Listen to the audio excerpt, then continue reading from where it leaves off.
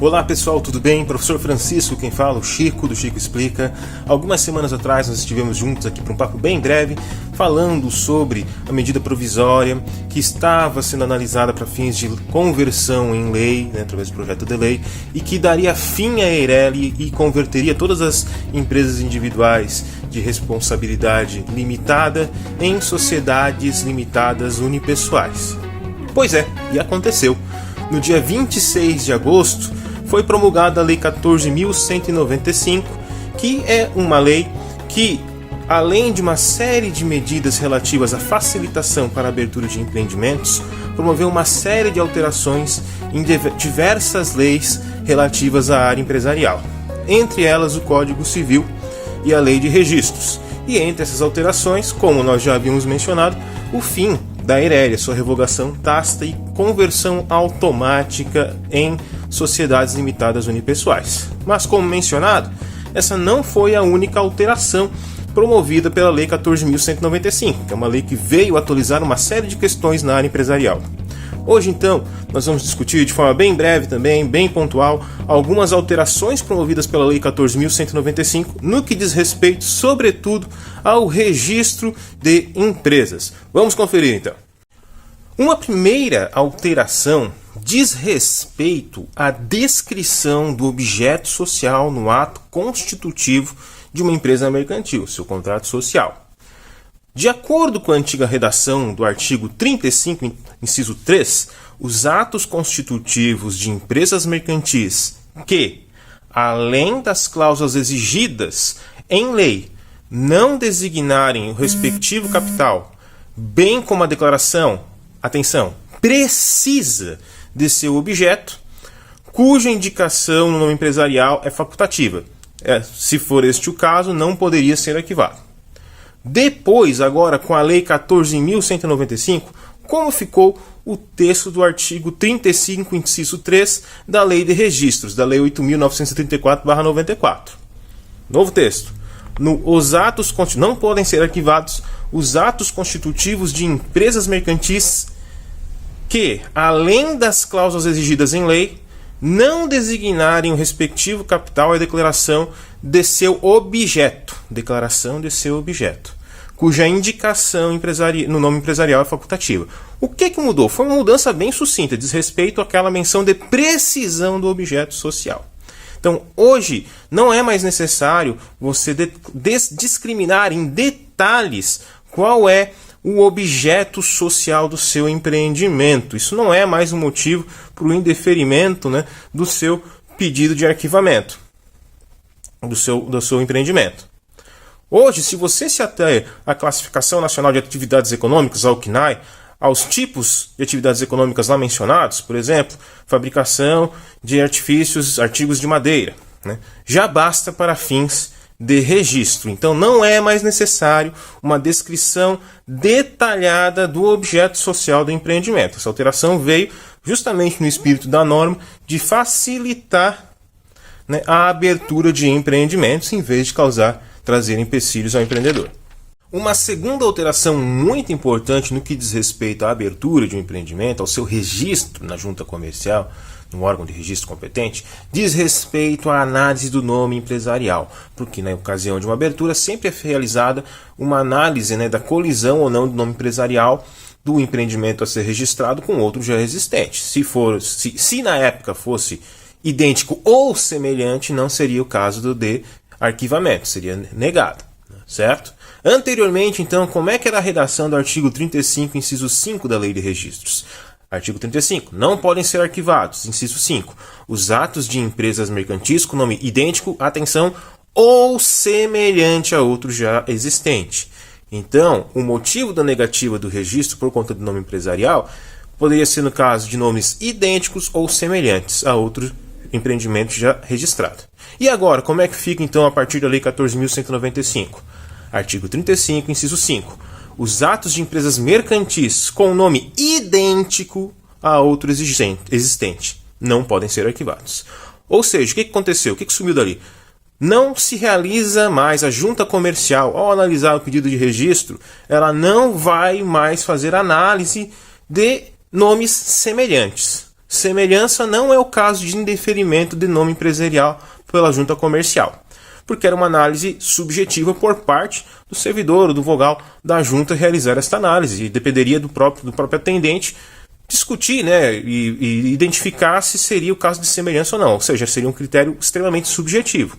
Quando a junta ela faz parte da Redecim, de toda uma rede, um sistema de informações sistematizados em si, com um banco de diversos nomes empresariais. Hoje, então, o que a junta faz? Ela vai apenas analisar se é o caso do nome ser idêntico ou não. Se o nome ser idêntico, ok, não é arquivado o pedido. Se o nome não for idêntico, segue para frente. É passível de registro. Ok, mas beleza, eu sei que tem um outro empreendimento com nome empresarial muito semelhante ao meu e me sinto prejudicado nisso. Né? O que eu posso fazer? Ainda assim existe um recurso, que consta no parágrafo 2º do artigo 35 da Lei de Registros. Eventuais casos de confronto entre nomes empresariais por semelhança poderão ser questionados pelos interessados a qualquer tempo por meio de recurso ao DREI, ao Departamento de Registros de Empresas e Integração, o órgão federal, a autarquia federal. Portanto, quem faz a análise da semelhança ou não de nome empresarial é a autarquia federal, é o DREI. Só que isso não é realizado de ofício, deve ser realizado por provocação da parte interessada. A junta comercial não mais se manifesta no que diz respeito à análise de nomes semelhantes ou não. Ela só vai se ater a nomes idênticos uns aos outros. E ainda com relação ao nome empresarial, um outro artigo foi criado e adicionado à Lei 8.934/94, a Lei de Registros de Empresas Mercantis, que é o artigo 35A, que permite, então, uma nova modalidade de nome empresarial, né? Hoje, o empresário ou pessoa jurídica, né, o empresário, a sociedade empresária, não mais necessita fazer uso de firma ou denominação. Então, junto à firma ou denominação, hoje também é possível fazer uso do número de inscrição no Cadastro Nacional da Pessoa Jurídica, no CNPJ. Portanto, o empreendedor no ato de registro, em vez de fazer uso de firma ou denominação, poderá fazer uso do seu próprio CNPJ para fins de nome empresarial, desde que acrescido das partículas identificadoras da modalidade de empreendimento, como diz então o artigo 35A. O empresário ou pessoa jurídica poderá optar por utilizar o número de inscrição no Cadastro Nacional da Pessoa Jurídica, CNPJ, com o nome empresarial, seguido da partícula identificadora do tipo societário ou jurídico, quando exigido por lei. Né?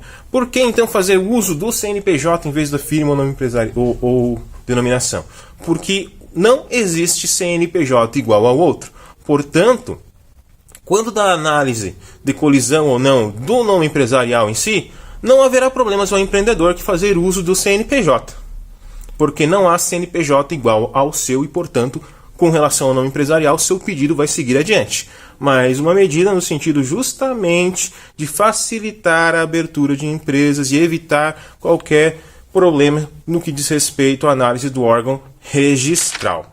Com relação à análise de documentos, um primeiro ponto interessante é que, na redação anterior, né, original da Lei 8.934/94, os documentos que eram apresentados à junta comercial, após serem devidamente digitalizados, poderiam ser devolvidos pelas juntas comerciais.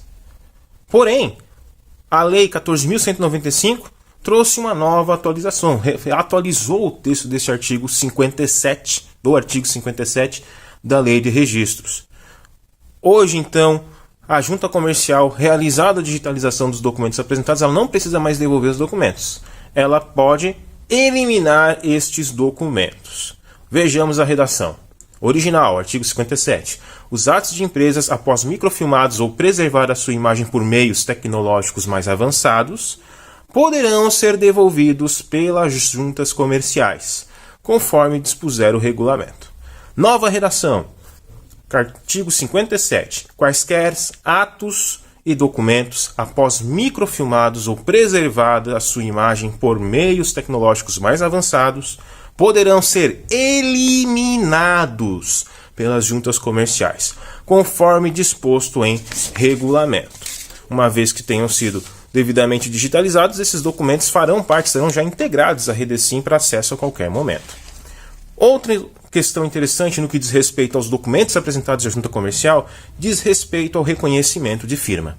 Pela redação anterior do artigo 63, os atos levados a arquivamento nas juntas comerciais são dispensados de reconhecimento de firma, exceto se tratar de procuração, ou seja, existia uma exceção no caso de procuração que demandava, exigia o reconhecimento de firma.